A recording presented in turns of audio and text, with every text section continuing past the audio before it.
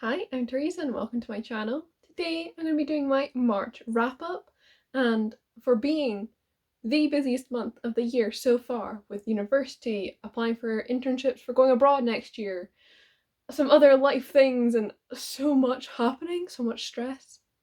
I read so much. I read 11 books, which is the most I've read so far in a month this year, and I cannot wait to talk to you about them all. But first, I just want to say very, very quickly that I have started a TikTok where I talk about books, and you can just expect the same kind of content you get here, but obviously condensed, and lots and lots of sapphic books, lots of queer books, recommendations, just chatting about the books that I love and sapphics, and hopefully it's just gonna be a whole lot of fun. I'm uploading my first video today and the day I'm filming, so there'll already be a couple up by the time this video goes up. And I'll put my link at the top of the description, and then from then on it'll just be in the bottom alongside my other social media if you ever want to check it out. I hope you do, because I'm very, very excited about this. And yeah, I honestly, I want to bring the sapphic book agenda to all of the platforms, and so excited about it.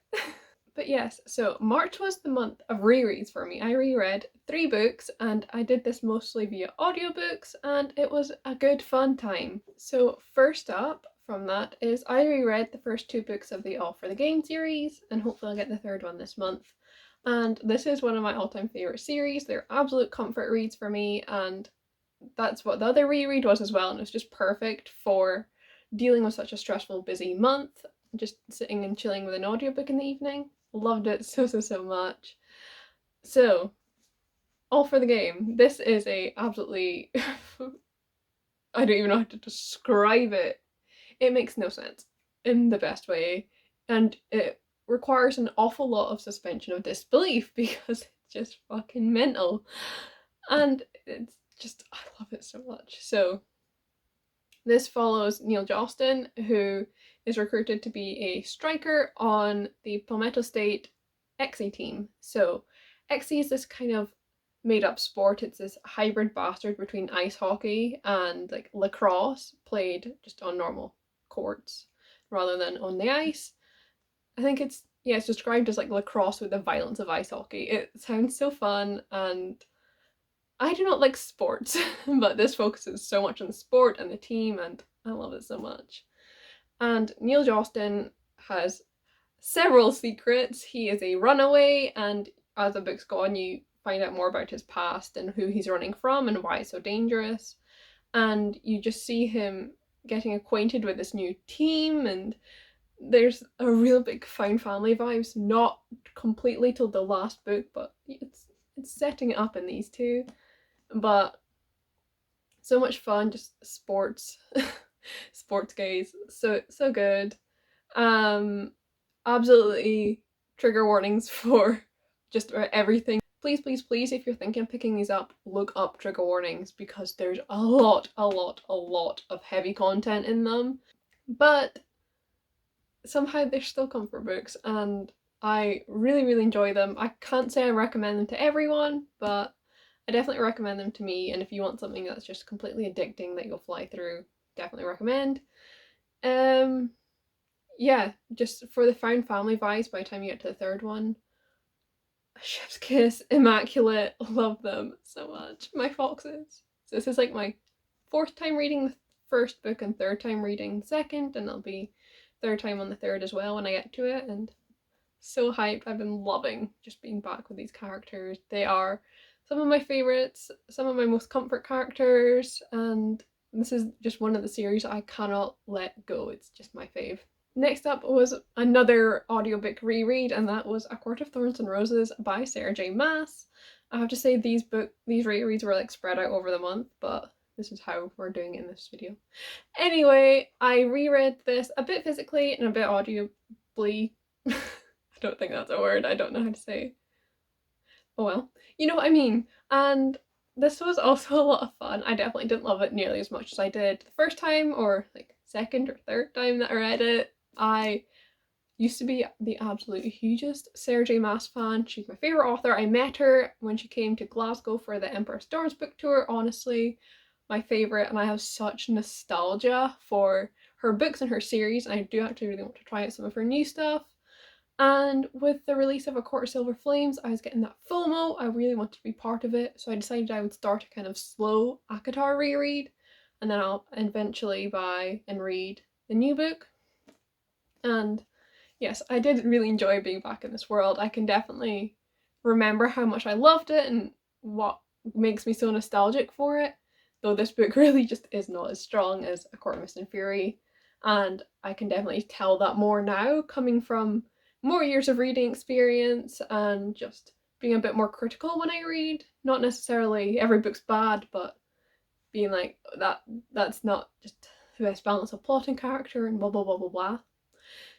But yes, still very much enjoyed it. If you somehow have missed what this is about, this follows Feyre, who is a human living in the mortal realm, and in her realm, the mortal bit of the world's like here, and then this is all fairy courts up here, and they're separated because the fairies are kind of very nice and will take humans and like eat them or something, or God knows what. But she, one day in the forest, she's hunting, her family are very poor and they're starving, and she sees a wolf and she kills it. But turns out that wolf was actually a fairy in disguise, and this big beast that turns out to actually be a fairy as well comes back and to her house and says that she has to come over to the fairy court to pay her debt and live there for the rest of her life. And yeah, it definitely diverts from what that is. I know that there's a lot of criticism for Sarah J. Maas's worlds not being that fleshed out, but I love them. I really do. And I love so many of the characters, not so much in this first book, but definitely as the series progresses. And of course, this is another book where there's a lot of problems regarding representation. There's a lack of diversity in like everything. And I really do hope her new books are better in that regard. But they are still old favourites of mine. I have really enjoyed being back in this world with these characters. I'm really excited to continue with this reread, this series, and get to the new books. Just very, very excited overall. So the next book I read was Huntress by Melinda Lowe. So this is actually another one that involves fairies. I think I've got a few on this list that involve fairies. Apparently there's a bit of a theme this month. So this is like a prequel to Ash by Melinda Lowe, which I read in February, I believe, and it takes place hundreds and hundreds of years before. They're not like connected, it's just in the same world. And you follow the story of the first huntress and how she got into that role and all of that. And I was really excited by this origin story because the huntresses play a bit of a significant role in Ash and they seemed really, really cool, and I want to know more about them. And so this follows a young girl, well, 17-year-old, finishing school, Katie, and she, another girl, Tazin, and the prince, I believe, of their realm all go on this wee adventure to the fairy court because the queen has summoned them. And this book is very, very focused on the journey, and I wasn't expecting it to just be completely a journey, and I did find it myself, unfortunately, getting a bit bored. So I ended up giving this book 2 stars, which I wasn't happy about. I wasn't expecting to, but it is what it is. Though the part of this book I enjoyed most was the sapphic romance between Katie and Tazin, the two girls on this adventure, and it was interesting to see this kind of origin story of the world, and I am excited to read more from Melinda Lowe. I've got her new book, Last Night in the Telegraph Club, which I am dying to read. So I'm just hoping that some of her other books are a bit better for me than this one was, because I was very, very underwhelmed, unfortunately. The next book I'll talk about very quickly, but that was Life is a Dream by Calderon. So this is a Spanish text. It is a play. It's very, very old. Wait, what year is it again? It's not as old as the one I read last month. So yeah, this is from the 17th century, and I'm reading the English translation because I can't be bothered reading Spanish, honestly.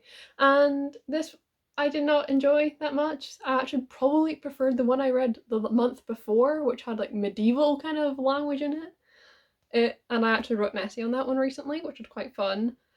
That was very, very stressful. I will not lie, I've been complaining about it a lot. This I'm not even going to go into detail about what it's about because I can't remember, but I read it. And next up I read the absolute highlight of my month, highlight of my year, Not My Problem by Kira Smith. I love this book so much. It's not a surprise at all. If you do not already know, this is the author of the Falling in Love montage, my favourite, and I am just so in love with this. I have a full kind of reactiony vlog review hybrid thing on my channel. If you want to know more, I'll link it down below, alongside my review for this one and a couple of others. And yes, love it so much. This follows Aideen, who is in school and she's got a bit of a difficult life. Her home life's not the best. Her mother struggles with alcoholism and they're quite poor. And she's also got some problems going on with some friendships. She's struggling in school because she's just got so much more on her mind. And one day she comes across her like nemesis almost, Maeve, having an absolute breakdown in the gym changing rooms. And so Maeve is this like overachiever, high achiever, SWAT, know-it-all, you know, kind of irritates you, grates on you. And this is very much true for what Aideen thinks of her. But when she kind of ends up telling Aideen all of her problems, and Aideen ends up inadvertently solving some of them by pushing her down the stairs, they actually start growing closer, and I just love this so much. Going from seeing someone as really just annoying and grating, and then learning to love those bits of their personality as you get to know the person. So, you know, so she's not just this know-it-all who has to tell everyone everything, and she's just very passionate about what she cares about, and things like that I love seeing, and I loved how it was done in this. You also very much deal with the problems I've mentioned in Aideen's home life, her friendships, all of that, and it's done so well. I just loved reading about it. And oh yeah, so word gets out that Aideen fixes other people's problems a bit inadvertently, and she starts doing that for some other kids in her school, and you also get this lovely friendship forming between Aideen, Maeve, and Cavi. This is a guy, he's like he's a himbo. I love him, and the three of them together with the most adorable like misfits found family thing going on, and love it. So yes, lesbians, sapphic romance, found family, dealing with really serious issues in home life, lots and lots of humour, and just Irishness. I love the Irishness of this book, little bits of slang and word choice and all of that that just makes it very unmistakably Irish, and I just loved it so much. Definitely recommend you check out my review if you want to know more. It's completely spoiler free, and I highly recommend you pick this one up when it comes out. So next up, to kind of deal with just having read such an incredible book, I needed something that would get me immediately into reading, and so I picked up Cheer Up, Love and Pom-Poms by Crystal Fraser and Val Wise. So this is a little graphic novel. It's available to read now on NetGalley if anyone's interested, and it is just adorable. So you follow two main characters, and you've got this mean, angry lesbian character. I love her. And you've also got a sapphic biracial trans main character, and there's a romance between them. It's incredible. There's sports, there's cheerleading, there's so much cool things, and it's just absolutely sugary sweet. Oh, the perfect thing to have picked up after that novel, or to just to get me reading and so into another story, or if you're having a bad day, definitely recommend it. It just plucks you right up. It's so damn good. I just adore the characters' development. I love their relationship together, and this book, obviously, from what I've said, has a lot of representation. I really loved that and appreciated how it was handled. There's some instances of very casual just transphobia and dealing with that, and some other little bits. Something I particularly appreciated, and I know a lot of other reviewers have as well, is that our main character is plus size, and there are also other plus size members of the cheerleading team, and they are not portrayed as being unhealthy for their weight. They do not magically lose weight because they're exercising or anything like that. It's all done very well in that regard. And yes, this is just the sweetest. And I'm realizing I don't think I said what it's about.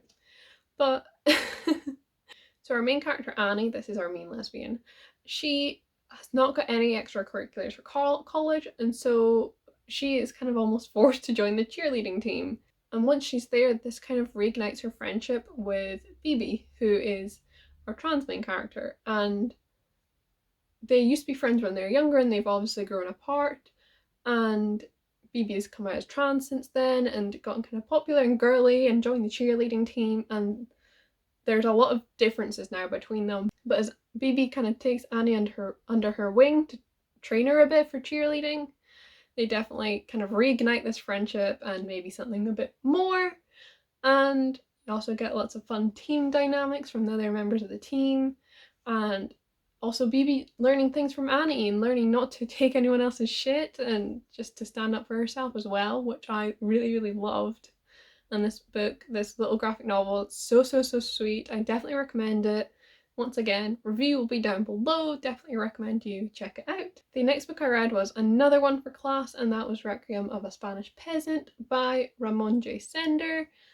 And so this was actually a lot more interesting. This takes place at the beginning of the Civil War in Spain in the early 20th century, and in this small rural village community, and it's written like reflectively decades later after all the censorship laws and everything, and just really how small communities were impacted by the big wider things that were happening at this time in Spain, with the Civil War, the nationalists, Francoism, all of that. And it's so interesting to read and to get that insight. Yeah, I find this time of Spanish history so, so, so interesting, particularly with like the Pacto de Silencio, where we just don't talk about the Spanish Civil War and the dictatorship. I find that so interesting because I didn't know what happened till embarrassingly recently when I started actually studying Spanish. Even though it's obviously such a huge thing to have had this dictatorship for 40 years. I don't even know if I recommend it because like I read it for uni, but I would recommend if this is a theme that interests you. But this copy is really cool because you've actually got the Spanish here and the English here, like just each page has the equivalent, and it's quite cool to read. So the next book I read was Malice by Heather Walter. So I read The Ark, which is this copy, which has this fun once upon a time there was a villain. But I'll talk about it with the hardback because you can actually see the title on it. So first of all, thank you very, very much to Del Rey for sending me both of these, and I will have my review up, well, the day I'm filming this, Saturday, but it'll already be out for you guys. And this is so good. This is a reimagining of Sleeping Beauty, but it is the villain origin story for the evil sorceress that curses her, and it is sapphic. And guys, it's so damn good. So this follows Alice, the Dark Grace. So in this world, an ancient fairy war between the light and the dark fae has resulted in humans who assisted the light fae being blessed with a few graces being born every year. So these graces are humans born with the ability to harness just a little touch of fae power through their blood. And the graces all belong to these like houses in society, and they have very, very strict lives and schedules and everything that they have to follow. They must serve the crown, and that is how it has been. But Alice is born, and Alice is a dark grace. She is born not with the blood of the light fae, but with the dark, this race that should be extinct following the war. And because of this, she's very much ostracized in society. She's bullied by the sisters she has in her house. And while her sisters use their magic to beautify the nobles and to give them advice, she has to create these dark poultices so they can curse other people and deal with this kind of guilt of always just causing pain and destruction. But when she sneaks into a ball at the palace, she meets Aurora, Sleeping Beauty, obviously before she fell asleep. And Aurora I just love, and so she is the last remaining heir of her line, so only in this world women can become queen, just that's how it is, love it. And all the female heirs born of this line are cursed, that they must find their true love and kiss their true love before their 21st birthday or they die. And Aurora's two older sisters have died. She's now the only one left. It's less than a year until her 21st. And so at the ball, she meets Alice, and the two of them kind of start this friendship together, and they begin working together to break Aurora's curse and growing closer. And I really loved reading this relationship. I love it so much. And obviously it's sapphic, so there's some romance going on there. Love it. And in the meantime, Alice is also beginning to work on and develop her magic, and that it is a hell of a lot more powerful than her other graces. And this is a very, very long summary, but I'm trying to include everything because there's so much and it's so good. This book starts off slow. I will say that this is something I knew going in, so I could kind of prepare for it, and so I want to preface it by saying this to you as well. It starts slow. It is a slow build, but by the end I couldn't put it down. I was racing through it. It's like an adrenaline rush, and oh god, those final few pages, if you've read the end, you know what I'm talking about. My good god. Also, this is a duology. I thought this was a standalone, and if you read this and you get to the final few pages, imagine thinking that was a standalone and that was the ending. Oh my god. It is, god, the ending just blew me away. It definitely pushed this book up because everything just, the stakes, the drama, the tension, everything just went up. And it really pushed my star rating up as well, my enjoyment up. I really, really loved it. It blew my mind. I also just love the magic system, the world, this journey that Alice is going on, and dealing with everyone thinking she's evil, and is she really? And she's got evil powers.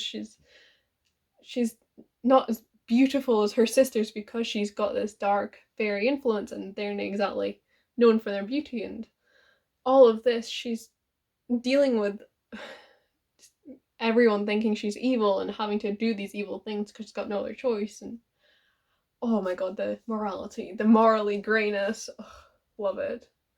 And the relationship she has with Aurora, just love it. I love Aurora so much. She's idealistic. Her kingdom, her queendom, sorry, is struggling, and it's getting weaker and weaker. The queens are siphoning off more and more power to their husbands, and she wants to stop this. She wants to fix everything. She wants to liberate the Graces, and I love her so much. Just this idealism and her relationship with Alice, and her really just being this light part in Alice's life. Love it so much. Yeah, okay, I will stop talking about it, but read it. It is so good. It is out on the 13th of April, so definitely get your hands on it. Next up, I read King of Scars by Leigh Bardugo, and we match. I love it. Anyway, this is a Grishaverse book. This follows on from the events of the Shadow and Bone trilogy and Six of Crows duology, following Nikolai and Zoya and Nina, and these are some of my favourite characters from these books, so I really just enjoyed seeing them again here. And yeah, I really enjoyed this book. It might be one of my favourite Grishaverse books. I've mentioned before that it's just not my favourite world, not my favourite books. I do not love these books as much as everyone else seems to, but I did really enjoy this one. I actually listened to this on audiobook a lot as well, and that really helped with getting through it and finding it a bit dense and slow in the beginning.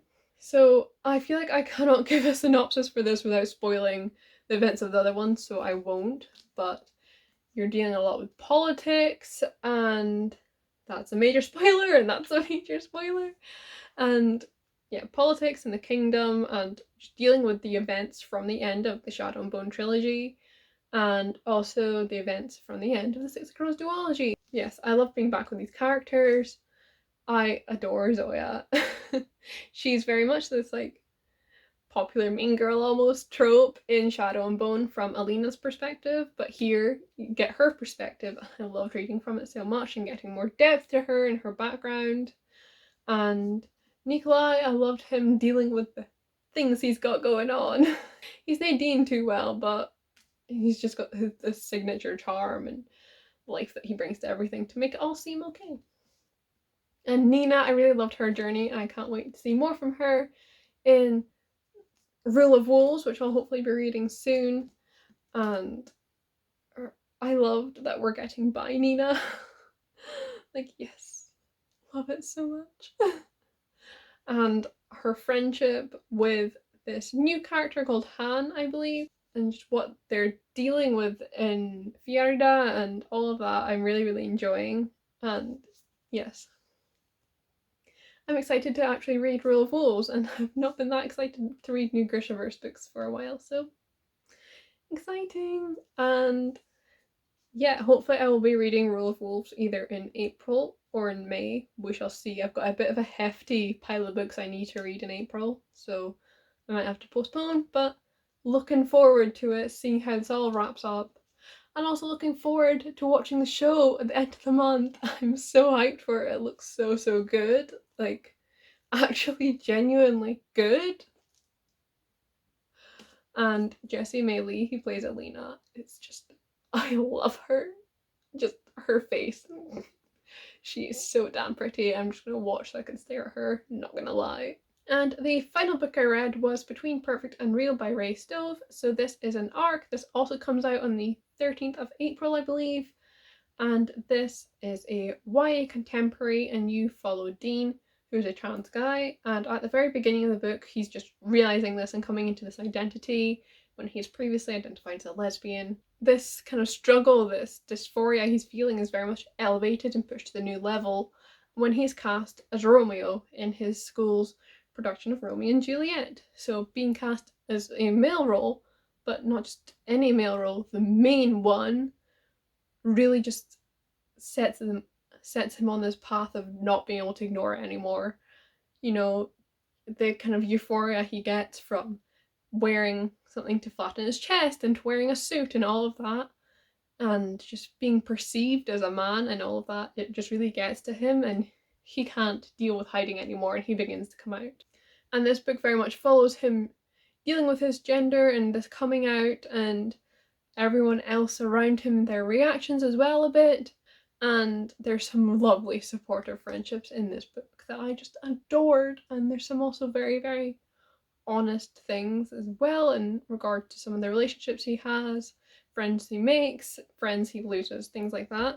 And something I particularly really appreciated in this book was that Dean has an almost entirely queer friend group, and they do not all find it very, very easy to accept him and to know how to deal with someone coming out of as trans. They don't know anyone that's trans. And I think this book is very good at portraying that just because you're cis and queer does not mean you understand trans people's experience, does not mean you cannot be transphobic. And all of that I found is very important to include, and I thought this book did it very, very well. And yes, just this lovely story of just gender euphoria and coming into yourself and finding your place in the world and how you fit in it. And I just really, really loved the journey Dean went on, and yes, this was so good. I did really enjoy it. I will hopefully have my review up by the time this video goes up, so I'll leave that link below. That has been my March wrap up. There's been a lot. I feel like I've spoken an awful, awful lot. So yes, as always, there will be links to all of these in the description, as well as reviews where I can, and as well as my social media. Remember to check out my TikTok. I'm very excited, about to go film some stuff for that now, and I'm like raring to go. And yes, thank you very, very much for watching. I hope you've enjoyed, and I'll see you with another video soon.